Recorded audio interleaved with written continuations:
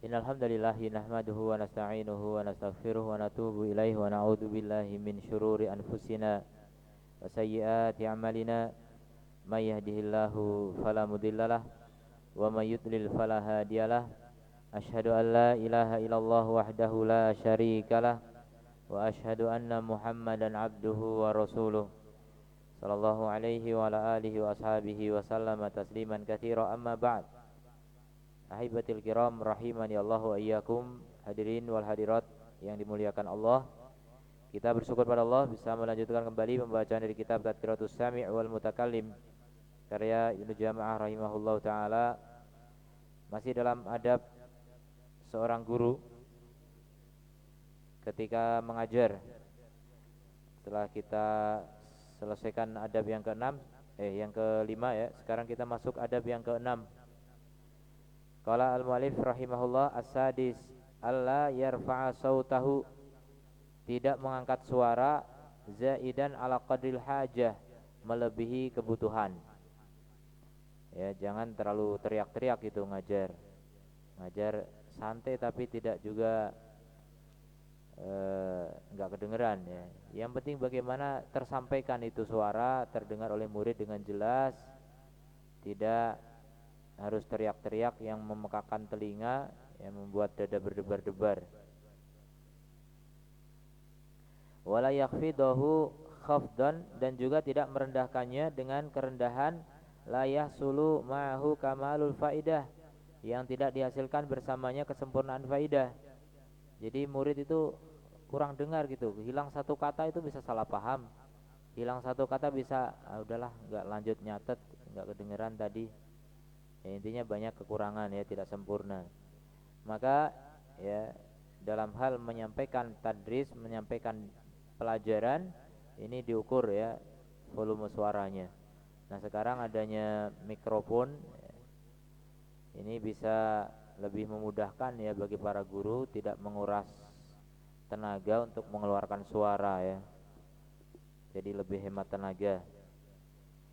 Kemudian berkata Al-Khatib fi Al-Jami' dari Nabi SAW, beliau meriwayatkan dari Nabi SAW bersabda, innallaha yuhibbus sautal khafid, Allah mencintai suara yang rendah, wa yubghidu sautar rafi', dan Allah membenci suara yang tinggi. Namun hadis ini dhaif jiddan ya, didhaifkan oleh Syalbani juga.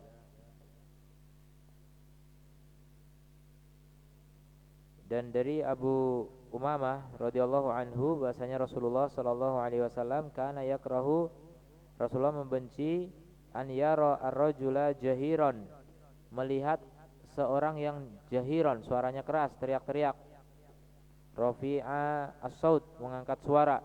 Rasul enggak suka orang yang teriak-teriak. Itu orang yang kalau ngomong itu teriak-teriak itu tanda kurang terpelajar ya. Kalau orang terpelajar itu relatif nggak suka teriak-teriak. Jadi ngomong itu santun, ngomong itu tenang. Yang penting tersampaikan gitu. Kalau teriak itu ngotot gitu, ngotot, kemudian ya memang nggak terpelajar begitu jadinya ya. Rasul nggak suka yang teriak-teriak. Wa kana yuhibbu an yarahu khafidus saut, Nabi suka orang itu merendahkan suara, tapi kedengeran, jangan sampai nggak kedengeran. Tapi riwayat ini juga dhaif ya, didhaifkan oleh Al-Haythami. Bahkan Al-Albani menganggapnya maudhu ya, hadis palsu. Kemudian qala Abu Utsman Muhammad ibn Syafi'i, ma sami'tu abi yunadiru ahadan qattu farafa'a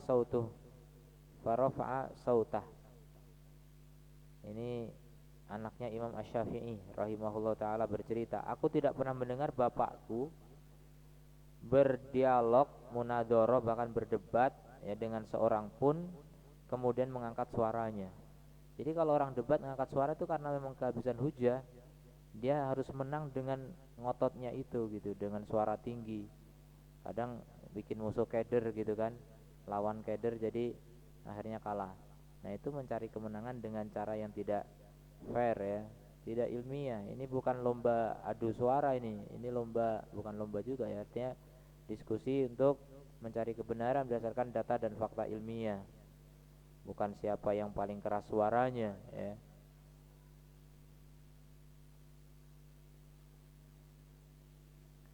Al-Baihaqi berkata, arada wallahu a'lam fauqa adatihi.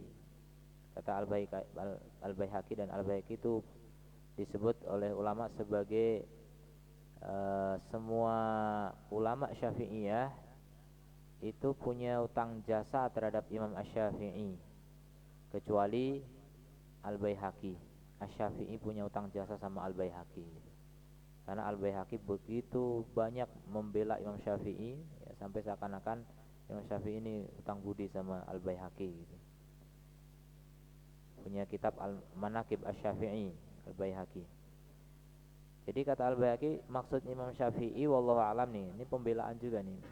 Maksudnya apa? Fauqa adatihi. Maksudnya lebih dari kebiasaan. Jadi mengangkat suara yang lebih dari biasanya itu enggak sampai. Wal aula, dan yang lebih utama, alla yujawiza sautuhu majlisahu. Jadi suaranya itu tidak melebihi majelisnya. Halaqah misalnya di sini 10 orang berkumpul, tapi suaranya sampai ke halaqah lain, nih kelewat gitu. Ya udah 10 orang ya 10 orang itu aja yang dengar. Yang sana 10 meter di sana enggak sampai dengar gitu. Nah, itu asalnya begitu. Bersuara yang ideal tuh begitu, aula yang paling utama. Wala yuqassiru an sima'il hadirin, dan tidak kurang dari pendengaran hadirin. Yang hadir jangan sampai apa itu ngomong apa Ustaz enggak dengar. Nah, itu juga kurang. Harus dikerasin lagi kalau gitu. Ini masalah suara, masalah sepele, tapi inilah adab gitu loh. Adab. Jadi seorang guru itu harus perhatian masalah suara. Antum kalau mau jadi guru, jadi pengajar, penasehat, khotib ya apapun lah, penceramah, itu harus tahu gini ya, tentang masalah suara ini harus ditata, diatur ya. Jangan kemudian bersuara untuk sendiri gitu. Ceramah tapi orang belakang nggak ada yang dengar gitu, berarti ngomong sendiri tuh, cuma pengen dilihat aja gitu, nggak pengen didengar. Nah, itu nggak betul. Penceramah itu yang lebih penting penampilan apa suara? Yang lebih penting mana? Suara lebih penting. Penampilan nggak kelihatan nggak apa-apa tuh. Itu akhwat di situ nggak lihat. Tapi suara harus sampai ke sana gitu. Nah, kalau nggak ada pengeras suara saya nggak bisa menyampaikan suara ke sana. Saya teriak-teriak nggak kuat. Terus terang kalau meninggikan suara saya nggak bisa, nggak biasa dan nggak, sulit, berat, cepet capek gitu. Teriak bisa sekali teriak, habis itu batuk-batuk gitu. Nggak bisa. Jadi ini kemudahan nih dari Allah. Makanya ini bid'ah tapi bid'ah hasanah. Bid'ah hasanah. Tapi itu secara bahasa ya. Kalau secara istilah bukan bid'ah ya. Ini bukan bid'ah. Jadi enggak ada bid'ah hasanah, itu enggak ada dalam istilah agama.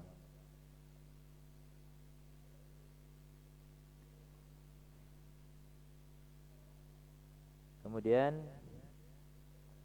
fa in hadara fihim taqilus sama'. Kalau ada yang hadir di antara mereka orang yang berat pendengarannya, ya orang-orang tua biasanya udah mulai berkurang ya. Telinganya masih 2, cuma berkurang kemampuannya. Fala ba'sa bi'uluwi sauti, maka enggak apa-apa dengan meninggikan suaranya, biqadri ma yusmi'uhu, sekadar yang bisa didengar, memperdengarkan mereka. Intinya begitu, memperdengarkan.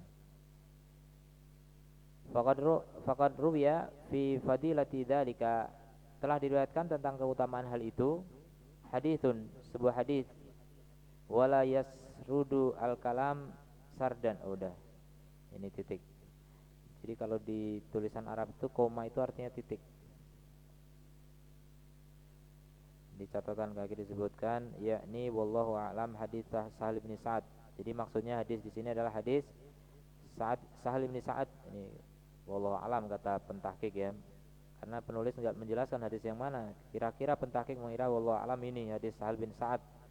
Bahwasanya Rasulullah sallallahu alaihi wasallam bersabda, "Isma'ul asammi shadaqatun." Memberi atau memperdengarkan suara kepada orang yang tuli itu adalah sedekah. Maksudnya kalau ada orang tuli itu kurang suaranya, nggak tuli total bukan, berkurang pendengarannya, maka memperdengarkan suara sampai dia dengar itu sedekah. Ya artinya kebaikan ya, setiap kebaikan itu sedekah ya. Kita berbicara membuat orang itu paham itu sedekah. Kalau berbicara pengennya orang biar nggak paham gitu, cuma ingin dipuji, itu bukan sedekah ya. Jadi kebaikan itu semuanya dinilai oleh Allah Subhanahu wa taala. Jadi jangan takut. Jangan merasa aduh sayang sekali saya udah berbuat baik nggak ada yang lihat. Ya antum nggak ikhlas kalau gitu ya. Justru alhamdulillah nggak ada yang lihat ya, karena hanya untuk Allah Subhanahu wa taala. Kemudian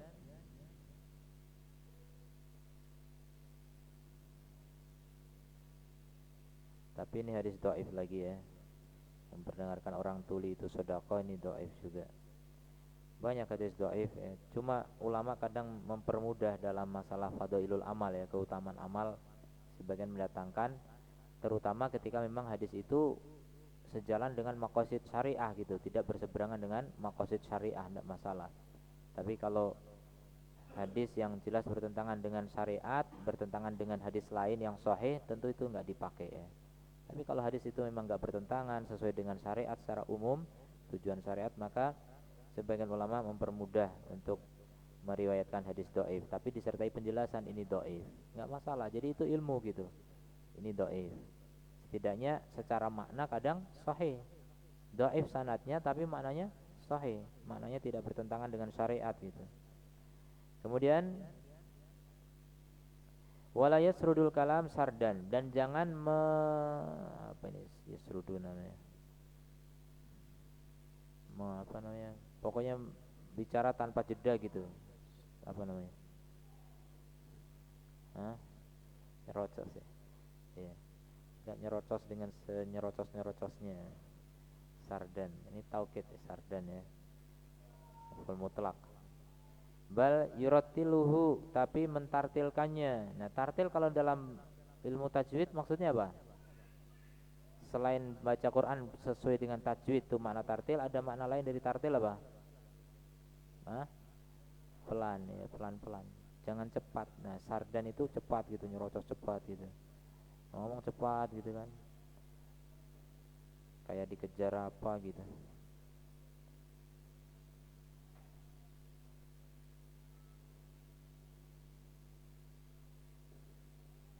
Ya, saroda ya serudu, menyeret, ya berkata cepat, tapi ditartilkan ya. Kemudian tuh di catatan kaki ada kata tartil, itu artinya tamahul, pelan-pelan, mahlan, pelan-pelan. Wa yurattibuhu, dan menertibkannya, jadi urutannya harus pas, bagus gitu. Jangan maju mundurnya nggak jelas, orang bingung memahaminya gitu. Depan jadi belakang, belakang jadi depan, jadi orang bingung memahaminya. Ini latihan cerita gitu. Bercerita itu juga perlu dilatih ya. Antum tidak akan bisa menjadi pembicara yang bagus kalau nggak latihan. Harus latihan. Dimulai dari antum bicara dengan kawan, dengan siapa gitu, diajak ngomong. Kalau antum omongannya mudah dipahami orang, insya Allah ketika ngomong umum bisa dipahami. Itu perlu latihan. Latihannya dengan, kalau nggak ada lawan bicara ya cermin gitu, ngomong sama cermin gitu kan, latihan. Terus direkam biar antum dengerin sendiri gitu, oh kayak gini, apa ini maksudnya gitu kan. Antum bayangkan sebagai pendengar yang belum tahu itu kira-kira paham nggak ini gitu, direkam. Jangan dikira saya nggak pernah latihan gitu, saya latihan juga, dan sampai sekarang pun masih latihan gitu. Artinya kemampuan itu terus diasah gitu. Orang itu bisa ngomong itu dilatih, orang bisa jalan dilatih, orang bisa naik kendaraan dilatih, semuanya dilatih. Orang itu nggak ada yang lahir langsung hebat gitu, nggak ada. Bakat-bakat tertentu ada, tapi bakat itu juga diasah terus sehingga makin makin ahli, makin mahir. Makanya beruntung dan bersyukur ya ketika kita punya bakat tertentu yang tidak dimiliki setiap orang, maka itulah yang antum kuatkan, antum kembangkan itu. Allah berikan kelebihan di situ. Jadi jangan ngejar bakat orang, sementara bakat antum malah diabaikan, itu malah ya buang-buang waktu nanti. Apa kemampuan antum itu Allah berikan, memang anugerah buat antum agar antum bisa maksimal dalam bidang itu. Bidang ibadah juga begitu ya, jangan iri dengan ibadah orang, dalam arti kemudian kita malah meninggalkan kemampuan kita gitu, yang optimal bagi kita itu apa gitu. Jadi masing-masing orang itu berbeda. Allah memberikan kemampuan pada orang itu berbeda-beda sebagaimana Allah membagikan rizki ya, rizki, harta, jabatan, kedudukan itu juga beda-beda. Ada yang jadi guru, ada jadi petani, ada jadi dokter, jadi tentara, macam-macam. Itu semuanya adalah pembagian Allah Subhanahu wa taala. Demikian juga bakat. Demikian juga ketaatan ibadah ya. Ibadah juga dibagi-bagi oleh Allah. Kemampuan ibadah orang beda-beda. Yang rajin puasa jangan maksain orang yang nggak bisa puasa untuk puasa gitu. Jadi beda, kemampuannya itu beda. Kemudian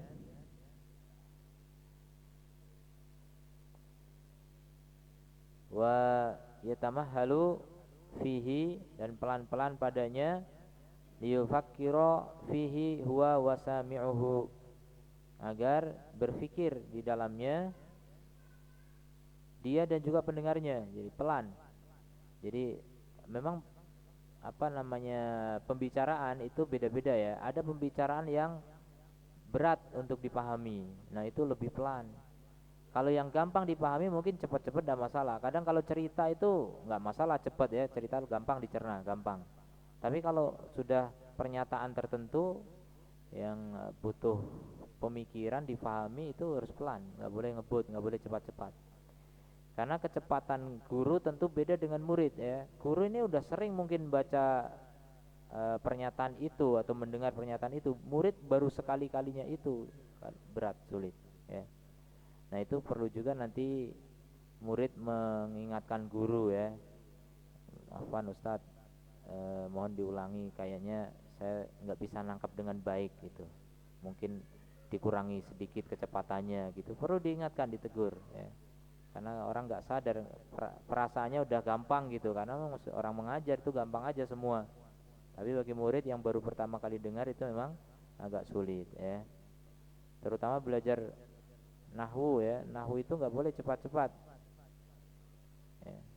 Jadi kalau ada guru nahwu cepat-cepat, tegur aja, Ustadz ngajar siapa gitu, kami nggak paham soalnya gitu ya. Jadi disesuaikan, menyesuaikan murid gitu. Gimana kalau guru nggak menyesuaikan murid, ngajar siapa gitu kan.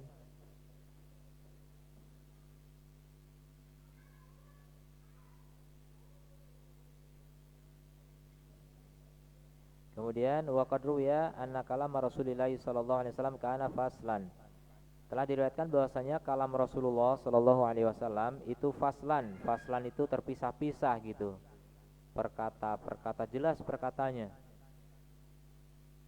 Apalagi kalau belajar bahasa asing ya. Bahasa asing itu kalau penyampai ilmunya, gurunya itu nggak pelan-pelan, murid itu nggak bisa nangkep, perkatanya itu nggak jelas gitu loh ya. Jadi memang harus pelan-pelan. Rasulullah berbicara dengan orang Arab saja pelan-pelan ya, bahasa yang mereka pahami, padahal Rasul pelan-pelan. Yafhamuhu man sami'ahu, jadi bisa dipahami oleh orang yang mendengarnya. Ini hadis hasan. Wa annahu kana idza takallama bi kalimatin, Rasulullah kadang kalau berbicara dengan satu kalimat, a'adaha salasan, beliau ulangi 3 kali. Litufhama anhu, agar dipahami. Jadi begitu Rasul, banyak ya, dalam hadis pun banyak bukti ya, Rasulullah mengulangi perkataan 3 kali.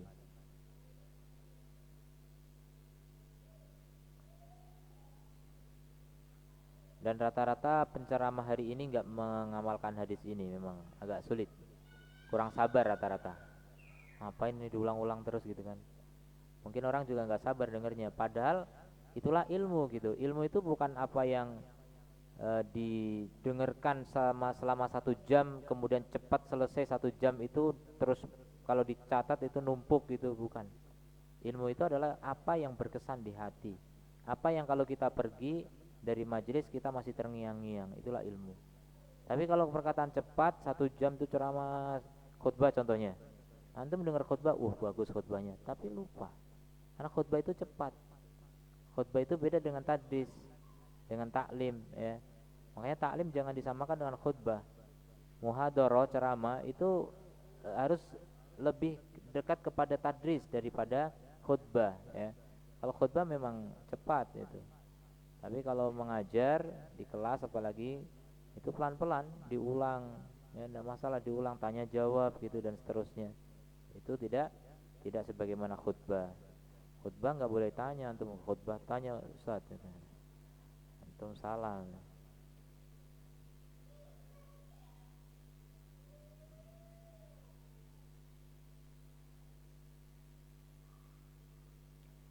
Faida faragha min mas'alatin, kalau selesai dari satu masalah, au fasala au faslin atau satu pasal. Pasal itu pemisah yang memisahkan masalah atau bagian satu dengan berikutnya gitu. Pasal. Sakata qalilan, Rasul akan diam sebentar. Jadi begitu. Ibaratnya orang lari ngatur napas dulu gitu.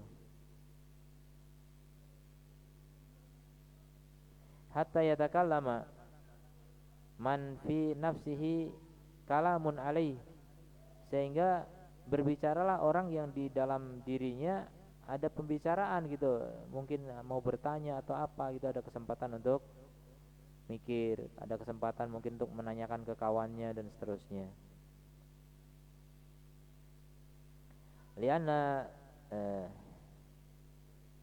lianna sanad guru insyaallah taala annahu la yuqta'u 'alal 'alimi kalamuhu.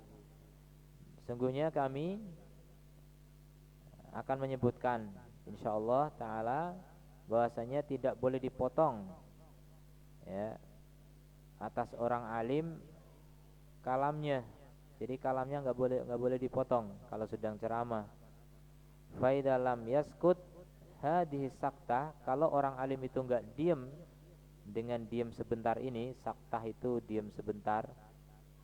Rubama fatat alfaidatu, bisa jadi faidahnya akan terluput. Jadi karena ngomong terus orang nggak ada kesempatan, mungkin apalagi mencatat ya. Kalau mencatat itu lebih pelan lagi. Makanya sebenarnya kalau sistem tadris itu ya, murid tidak punya buku itu lebih bagus. Tidak punya buku yang dipelajari kecuali bahasa Arab ya. Kalau bahasa Arab tidak masalah. Bahasa Indonesia kadang kita kajian, murid udah megang buku terjemahan, itu nanti hasilnya nggak bagus. Hasilnya nggak bagus. Berbeda murid nggak punya buku tapi mereka mencatat. Pokoknya apa kata Ustaz catat. Makin banyak catatannya makin bagus, lengkap. Nanti dirapikan lagi setelah itu. Dan itu kebiasaan ulama dari dulu. Jadi waktu malam untuk merapikan catatan. Jadi meringkas atau memperbagus yang nggak perlu mungkin disingkirkan juga bisa. Diringkas lagi, diperbagus lagi gitu. Nah itu belajar begitu lebih efektif dibanding udah ada cuma nyimak doang. Ya kayak gitu antum di rumah juga bisa gitu. Ngapain gitu. Makanya saya sering ingatkan murid-murid yang kalau belajar kemudian bawa buku terjemahan, saya bilang ditutup bukunya, itu dibaca di rumah gitu. Sekarang waktunya mendengarkan. Sekarang mendengarkan penjelasan, dicatat penjelasan. Itu yang lebih efektif. Tapi memang orang karena nggak biasa mencatat, memang nggak bisa mencatat. Ya sudah dengerin aja. Nanti dari rekaman bisa mengulang juga. Sekarang teknologi canggih ya, bisa direkam. Dulu mana ada sahabat merekam perkataan Rasul ya kan? Kalau ada rekaman sahabat kita mungkin masih dengar perkataan Rasul hari ini kan? Tidak ada. Makanya sekarang kemudian adanya rekaman itu memudahkan untuk bisa mencatat di saat pelajaran udah selesai. Ya, setelah selesai setel ulang kita catat. Itu dulu kebiasaan kami di pesantren begitu. Kami pakai Walkman. Jadi konferensi pers gitu depan Ustadz. Walkman dulu, wartawan dulu Walkman ya. Antum nggak tahu zaman dulu. Ya, anak-anak zaman now nggak ngerti ya. Tanya yang tua-tua aja. Jadi zaman dulu wartawan tuh pakai paste Walkman. Sekarang kan rekaman pakai HP. Jadi sini di meja itu penuh dengan Walkman. Walkman murid-murid tuh rata-rata punya tuh. Sampai di Yaman kita bawa itu. Sampai orang Yaman heran ini orang Indonesia ngapain gitu. Tapi saya paham, oh ya udah rekam. Awalnya bingung juga gitu. Ya, kita izin mau rekam, oh ya rekam. Nah itu rekaman di situ itu kan kaset. Kaset itu kan terbatas, 45 menit, 90 menit paling panjang. Nah, nanti kalau ganti pelajaran ganti kaset lagi. Nah nanti besok pelajaran mau berapa kaset bertumpuk. Satu kaset itu setebal gini segini. Berapa kita mau bawa? Dulu kita di Jogja kalau mau dapat ceramah daurah dulu itu harus ke toko kaset, studio kaset. Ini di Jogja itu Ustadz Afifi dulu itu punya maktabah kaset, toko kaset. Jadi dulu punya rekaman yang cepat ya. Kalau rekaman yang manual, kaset dengan kaset lagi, tip itu mungkin bisa memakan waktu setengah dari perjalanan kaset itu paling cepatnya. Tapi kalau yang rekaman cepat tuh cuma sekitar mungkin 3 menit atau berapa, saya nggak tahu, nggak ngukur, pokoknya langsung terekam gitu.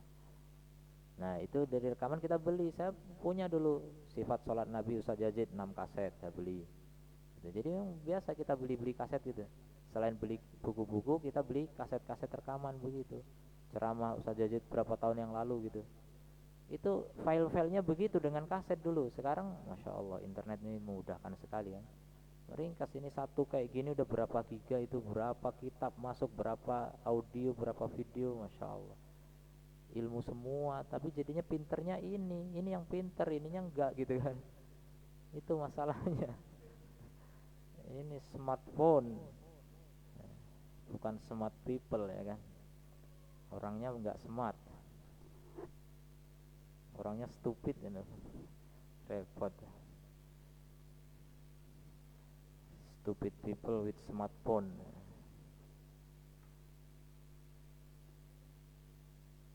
Jadi itu perbedaannya ya. Makanya ulama dulu pinter-pinter, kenapa? Fasilitas nggak ada, buku cetak nggak ada, semua harus tulis. Dan pulpen aja nggak secanggih antum. Antum pulpen gitu nggak ada blobor. Ulama dulu, waduh blobor nih. Iya celup-celup, makanya dicelup blobor. Aduh gimana tuh. Terus nggak ada tip X, susah pokoknya. Kertasnya juga susah. Masya Allah, dengan penuh kesulitan itu justru mereka lebih hebat. Mereka udah nulis harus saya hafal gitu, kalau nggak hafal nanti tulisan ini bisa lenyap, hilang, gampang rusak. Masya Allah, Masya Allah. Kita nggak apa-apa buku hilang, masih banyak di toko ya kan, gampang. Masya Allah. Itulah memanjakan ya, fasilitas itu memanjakan, dan kondisi yang memanjakan itu membuat orang itu manja, dan manja itu pasti tidak berkualitas ya. Orang yang dimanjakan itu pasti tidak hebat. Kalau mau hebat tuh, punya anak hebat itu digembleng, jangan dimanjakan. Dibiasakan sengsara itu, insya Allah nanti jadi orang itu hebat itu. Kalau anak dimanja, apa-apa dituruti ya, jadilah anak manja ya, anak mama. Mama meninggal langsung kehilangan segalanya. Kemudian mana tadi? Hatta yatakalam man fi nafsihi kalam alaihi lianna sanadkuru insyaallah taala anna la yuqta'a ala kalami ala alimil kalamuhu fa idza lam yaskut hadi saktah rubama fatat faida. Udah selesai. Mungkin ada pertanyaan ya.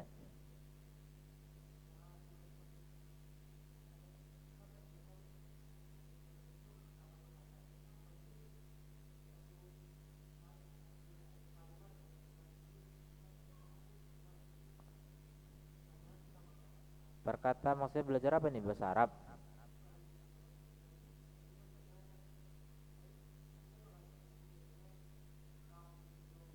Ya makanya bahasa Arab gitu kan, diterjemahkan perkata gitu. Ya. Ya, ini kalimat. Iya. Iya. Ya itu memang kebiasaan yang berbeda memang. Ya itu kembali lagi kepada kemampuan murid sebenarnya ya. Guru itu menyesuaikan kemampuan murid. Tapi tetap saja ya murid tidak dilihat yang paling tidak mampu, juga tidak, yang pertengahan juga. Artinya kalau ada misalnya murid yang memang nggak bisa mengikuti yang lain secara umum, ya berarti itu kesalahan pada murid, bukan kesalahan pada guru gitu. Muridnya yang berusaha menyesuaikan. Ya boleh saja kita ngasih ide, ngasih usulan gitu, Ustadz mungkin kalau lebih pelan lagi, ya, mudah-mudahan bisa gitu. Tapi kalau terlalu pelan juga bisa jadi yang murid cerdas, nah itu merasa, wih ya ini kok pelan banget gitu kan. Ya makanya pertengahan, berusaha pertengahan. Maka yang kurang bisa menangkap cepat ya berusaha mempercepat kemampuannya, dibiasakan. Karena segala sesuatu dengan pembiasaan. Orang itu awalnya seperti misalnya gini, belajar memahami orang Arab ngomong. Itu antum baru pertama kali dengar ceramah orang Arab, nol, nggak nangkep apapun. Apa ini ngomong apa, nggak ada ngerti. Tapi dengan belajar kemudian diulangi lagi, itu lama-lama tinggal nol yang nggak dipahami gitu. Lama-lama bisa dipahami tapi pelan, bertahap. Nah itu dilatih.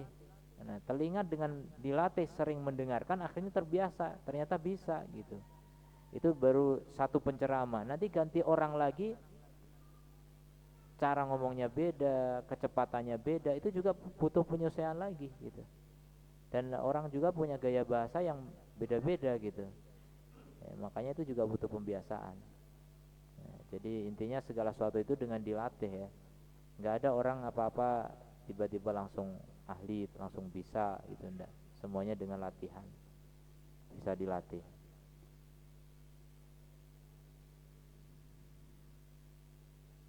Tambah satu lagi ya, as-sabi yang ketujuh.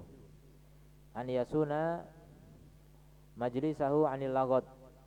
Menjaga majelisnya dari lagot. Lagot itu kalam fadi, kalam farik, omong kosong.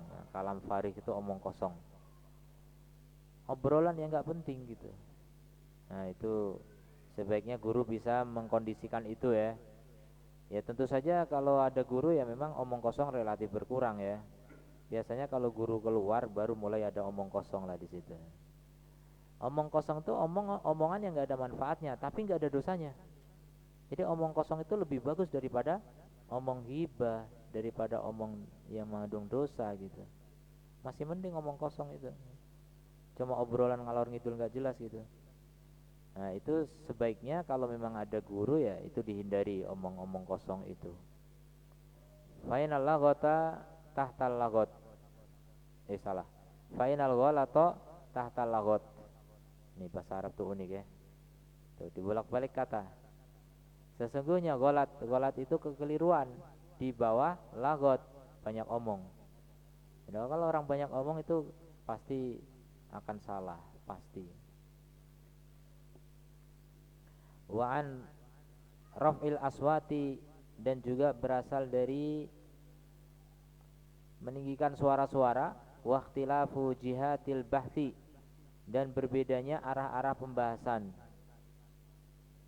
Apa ini maksudnya? Mungkin obrolan tapi nggak jelas temanya apa gitu, semuanya ngomong gitu kan, jadi nggak jelas. Qala Rabi' kana Syafi'i idza nadarahu insanun. Imam Syafi'i kalau diajak dialog oleh seseorang fi mas'alatin, dalam suatu masalah, fa'adala, maka beliau condong ila ghairiha, kepada yang lain. Yaqul, mengatakan, nafrugu min hadhil mas'alah, kita kosongkan dari masalah ini ya, kita selesaikan aja, nggak usah dilanjutin gitu. Tsumma nasiru ila ma turidu, kemudian kita akan menuju kepada apa yang kamu inginkan.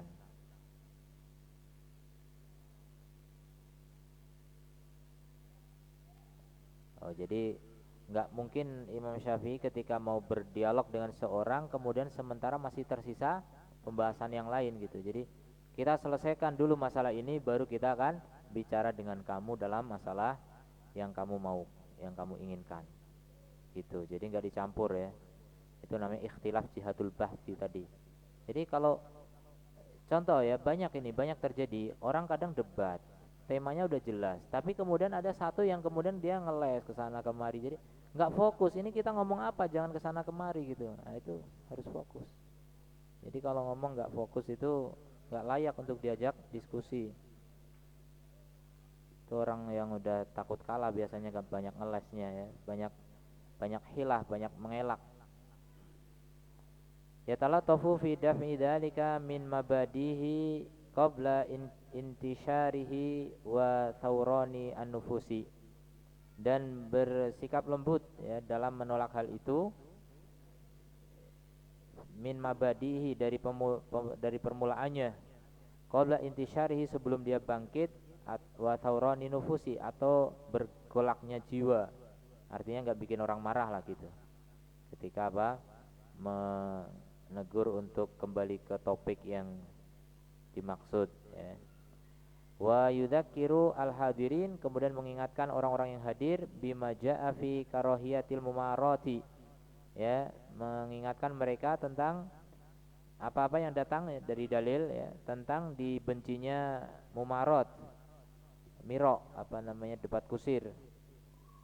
La siyama ba'da duhuril haq, terlebih lagi setelah jelas kebenaran tapi masih debat terus, sudah jelas mana yang benar masih diperdebatkan.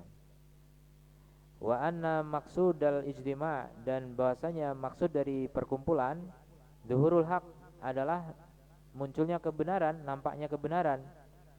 Wa safa'ul qulub, dan tetap bersihnya hati ya, bukan mencari pembenaran tapi mencari kebenaran. Wa talabul faidah, dan mencari faidah bukan mencari popularitas. Wa annahu la yaliku bi ahlil ilm, dan bahasanya tidak layak bagi ahli ilmu taati al-munafasah, untuk melanggar. Taat itu melakukan gitu, melakukan munafasah. Munafasah itu persaingan. Jadi nggak bagus ahli ilmu itu melakukan persaingan mana yang lebih berilmu, mana yang lebih terkenal, dan itu bukan ahli ilmu yang begitu ya. Ahli ilmu itu mencari kebenaran. Walaupun kebenaran ada pada lawan diikuti, itu ahli ilmu sejati ya. Tidak kemudian mau menang sendiri. Wasyahna, dan kebencian ya. Jadi ahli ilmu itu enggak boleh memelihara kebencian. Liannaha sababul adawah, karena itu sebab permusuhan, wal baghdha, ini juga kebencian. Bal yajibu an yakuna al-ijtima', bahkan wajib hendaknya perkumpulan, wa maksudu, dan maksud dari perkumpulan khalisan lillah, adalah murni untuk Allah. Jadi berkumpul pun mencari ridha Allah, diskusi juga nyari ridha Allah, rapat nyari ridha Allah. Intinya namanya berkumpul dengan manusia itu rawan untuk terjadi riya, sangat rawan. Kalau aman dari riya itu antum di rumah sendiri sembunyi, zikir sendiri, nggak ada orang tahu, itu insya Allah aman. Tapi asal ketemu orang itu kemungkinan riya itu besar. Jaim, kemudian jaga gengsi, kemudian malu sama orang, itu bisa menjadi sebab riya semua itu. Riya itu mudah sekali, asal ketemu orang itu bisa riya. Makanya dulu ada sebagian ulama mengatakan, aku bertemu setan lebih aku sukai daripada ketemu si fulan. Si fulan orang alim padahal. Kenapa? Karena kalau ketemu setan ya aku tinggal istighfar atau zikir, setan bisa lari. Kalau ketemu orang alim saya malah riya, malah tasannu, malah basa-basi, malah cari pujian. Akhirnya malah masuk neraka. Coba lihat. Ini maksudnya tentang bahayanya riya, itu bahaya. Ketemu orang itu rawan riya. Makanya kapan antum ketemu orang, ingat, jaga hati. Jangan sampai mencari muka di hadapan orang. Jangan sampai ingin memiliki posisi di hati orang. Tuh hati-hati. Itu sulit sekali, betul, sangat sulit itu. Ya, kalau orang nggak konsentrasi pasti gagal. Kemudian khalisan lillahi, jadi murni untuk Allah Ta'ala, liyuthmiro al-faidah, agar menghasilkan faidah di dunia dan kebahagiaan di akhirat. Jadi itulah tujuan dari berkumpul dengan manusia siapapun, harus cari keuntungan dunia dan akhirat. Keuntungan dunia itu faidah, ilmu, bukan popularitas, bukan riya. Wa yadhkuru qaulahu ta'ala, dan menyebutkan firman Allah Ta'ala, wa yatadzakkaru, dan ingat firman Allah Ta'ala, lihiqal haqqa wa yubtilal batila, agar nampaklah hak, menampakkan kebenaran dan membatilkan kebatilan, walau karihal mujrimun, meskipun orang mujrim tidak suka. Itu tujuan berdialog tuh begitu. Tampakkan kebenaran. Yang hak terlihat hak, yang benar terlihat benar, yang batil terlihat batil. Fa inna dzalika mufhimun anna iradata ibtalil haq au tahqiqil batil sifatu ijramin. Maka itu ayat itu memberikan pemahaman bahwa menginginkan kebatilan atau menginginkan untuk membatilkan kebenaran atau membenarkan kebatilan merupakan sifat ijrom, sifatnya orang mujrim, banyak dosa, ya. Walau karihal mujrimun, tuh orang mujrim. Orang mujrim itu orang pendosa. Orang pendosa itu suka apa? Membenarkan yang salah, menyalahkan yang benar. Itu mujrim. Makanya kalau mukmin itu ya membenarkan yang benar, menyalahkan yang salah. Dalam berdialog tidak mencari pembenaran, tapi mencari apa? Kebenaran. Fal yuhadir minhu, fal yuhdar minhu, maka waspadalah darinya. Begitu ya. Jadi adab ke-8 itu jangan mengisi majelis itu dengan lagot, ya, perkara yang sia-sia, nggak ada gunanya. Debat, kusir, ya, itu yang paling banyak terjadi, atau cari muka, ya, banyak sekali. Subhanakallahumma bihamdika asyhadu an la ilaha illa anta astaghfiruka wa atubu ilaik. Assalamualaikum warahmatullahi wabarakatuh.